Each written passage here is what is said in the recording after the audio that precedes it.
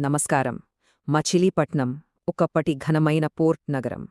కాని ఈరోజు మనం తెలుసుకోబోయేది అందరికీ సుపరిచితమైన ఆ పైపై చరిత్ర గురించి కాదు. ఈ వివరణాత్మక విశ్లేషణలో మచిలీపట్నం కోనేరు సెంటర్ వెనుక అణువణువునా దాగి ఉన్న ఒక చీకటి చరిత్రను, అందులోని రహస్యాలను బయటకు తీద్దాం. రోజువారీ హడావిడిలో మనం దాటివెళ్లే ప్రదేశాల కింద ఎంతటి నిగూఢమైన గతం దాగి ఉంటుందో తెలిస్తే నిజంగా ఆశ్చర్యపోతాం. సరే, ఇక ఏమాత్రం ఆలస్యం చేయకుండా నేరుగా విషయంలోకి వెళ్ళిపోదాం. సరే, ఇప్పుడు ఈ అంశంలోకి లోతుగా వెళ్దాం. అసలు కోనేరు సెంటర్ అనగానే మనకు ముందుగా గుర్తొచ్చేది ఏమిటి? కేవలం నిత్యం రద్దీగా ఉండే ఒక సాధారణ ఆధునిక మార్కెట్ మాత్రమేనా? లేక ఎవరికీ తెలియని దశాబ్దాల నాటి ఒక చీకటి చరిత్రకు ఇదొక సజీవ సాక్ష్యమా? పైన వ్యాపార సముదాయాలతో ఇంతలా కలకలలాడుతున్న ఈ ప్రదేశం పునాదుల్లో నిజంగా ఏముందో ఒకసారి తవ్వితీద్దాం. ఇక మొదటి విభాగం, మార్కెట్ రహస్యం, అందులో దాగిన నిజాలు. ఇక్కడే అసలు మిస్టరీ మొదలవుతుంది. ఈ రహస్యాన్ని ఛేదించాలంటే మనం కాలంలో కొంచెం వెనక్కి, అంటే 1947కు ముందున్న వలసవాద కాలానికి ప్రయాణించాలి. అప్పట్లో మచిలీపట్నం అంటే ఆషామాషీ కాదుసుమా. ప్రపంచం నలుమూలల నుంచి నౌకలు బారులు తీరే ఒక మహాపోర్ట్ సిటీ అది. ఇప్పుడు మనం చూస్తున్న ఈ మార్కెట్ ప్రాంతం ఆనాటి బ్రిటిష్ వారి కీలకమైన వ్యాపార కార్యకలాపాలతో విడదీయరాని విధంగా పెనవేసుకుపోయింది. రెండవది, అసలీ కోనేరు మూలాలు ఎక్కడివి? ఈ పేరు ఎలా వచ్చింది? ఇక్కడ మనం గమనించాల్సిన ఒక అత్యంత ఆసక్తికరమైన విషయం ఏమిటంటే, ఈ ప్రదేశం పుట్టుక వెనుక ఎంతో పవిత్రమైన గొప్ప ఉద్దేశముంది. అప్పట్లో కోనేరు వరాహలయ్య శ్రేష్ఠిగారు అనే ఒక ప్రముఖ వ్యక్తి ఉండేవారు. ఆయన కేవలం ఒక గొప్ప వ్యాపారి మాత్రమే కాదు, స్థానిక ప్రజల కోసం తనమంతుగా ఎంతో సహాయం చేసిన ఒక అరుదైన దాత. ఆయన సేవాగుణమే ఈ ప్రాంతానికి ఒక చెరగని గుర్తింపును తీసుకొచ్చింది. అసలు ఈ కోనేరు అనే పదానికి అర్థమేమిటి? సింపుల్గా చెప్పాలంటే, ప్రజల దాహార్తిని తీర్చడానికి, వారి దైనందిన అవసరాల కోసం కట్టించిన ఒక పెద్ద నీటి నిల్వస్థలం. వరాహలయ్య శ్రేష్ఠిగారు తన సొంత ఖర్చులతో ఇక్కడ ఈ నీటి కొలనును నిర్మించారు. కేవలం ప్రజల కోసమే కట్టిన ఈ నీటి కొలను మెల్లగా ఈ ప్రాంతానికి ఒక ల్యాండ్మార్క్గా మారిపోయి చివరకు దీనికి కోనేరు సెంటర్ అనే పేరును శాశ్వతంగా ఖరారు చేసింది. ఇది నిజంగా ఎంత గొప్ప విషయమో కదా! ఇక మూడవ విభాగం, వలసవాదుల రాకతో ఇది బ్రిటిష్ వాణిజ్య కేంద్రంగా ఎలా మారింది? అయితే దురదృష్టవశాత్తు ఈ ప్రాంత చరిత్ర ఆ దాతృత్వంతోనే ఆగిపోలేదు.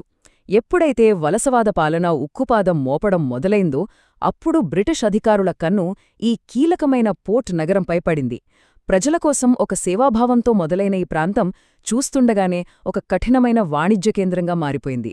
వాణిజ్యం, పన్నుల వసూలు, కఠినమైన నిబంధనలు, ఒక్క మాటలో చెప్పాలంటే అన్నీ బ్రిటిష్ వారి గుప్పిట్లోకి వెళ్ళిపోయాయి.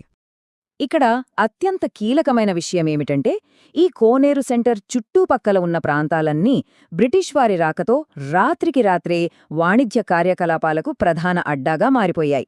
ఒకప్పుడు ఎంతో ప్రశాంతంగా ప్రజలకు ప్రాణాధారమైన నీతిని అందించిన ఆ పుణ్యస్థలం విదేశీ పాలకుల లాభార్జనకు, వారి కఠినమైన వ్యాపార లావాదేవీలకు ఒక కేంద్రంగా రూపాంతరం చెందింది. మరియు ఇది దేనిని అద్భుతంగా వివరిస్తోందంటే, ఆ రెండు వేరువేరు కాలాల మధ్య ఉన్న కళ్ళు చెదిరే వైరుధ్యాన్ని. ఒకసారి ఊహించుకోండి. ఒకవైపు వరాహలయ్య శ్రేష్ఠిగారి అపారమైన దాతృత్వం, ప్రజలమీద ప్రేమతో కట్టిన కోనేరు. దానికి పూర్తి భిన్నంగా సరిగ్గా అదే ప్రదేశంలో బ్రిటిష్ అధికారుల లాభాపేక్ష, కఠినమైన పన్నులు, స్థానికుల మీద వారు చూపించిన తీవ్రమైన ఒత్తిగి.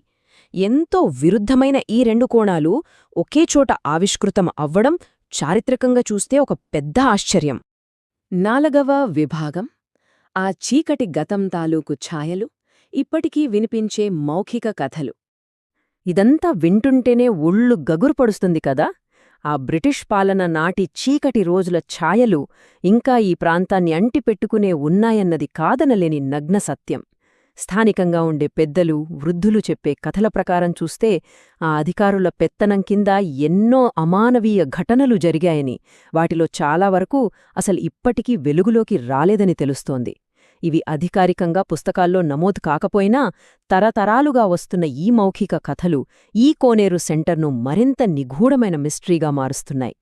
ఇదంతా గమనిస్తే మనకు స్పష్టంగా అర్థమయ్యేదేమిటంటే మచిలీపట్నంలోని ఈ కోనేరు సెంటర్ అనేది మనం రోజూ చూసే వస్తువులు కొనుక్కునే ఏదో ఒక సాధారణ మార్కెట్ మాత్రమే కాదు.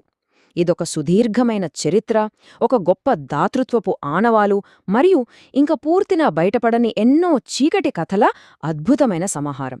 ఇక ముగించే ముందు ఒక్కసారి ఈ ప్రశ్నను వేసుకుందాం. కోనేరు సెంటర్ లాంటి ఒక చిన్న ప్రదేశంలోనే ఇంతటి లోతైన, మరుగున పడిపోయిన చరిత్ర దాగి ఉంటే, అసలు మచిలీపట్నం లాంటి ఈ పురాతన పోర్టు నగరపు చీకటి నీడల్లో ఇంకెన్ని చెప్పని కథలు, మరెన్ని వెలుగుచూడని రహస్యాలు నిక్షిప్తమైయున్నాయో కదా! ఆ కోల్పోయిన చరిత్రను ఒక్కొక్కటిగా తవ్వుకుంటూ పోతే భవిష్యత్తులో ఇంకెన్ని ఆశ్చర్యకరమైన నిజాలు మన కళ్ల ముందుకొస్తాయో ఆలోచిస్తుంటేనే ఎంతో ఆసక్తిగా ఉంది కదూ! ఈ ప్రశ్నతోనే ఈనాటి మన విశ్లేషణను ముగిద్దాం. మళ్ళీ కలుద్దాం.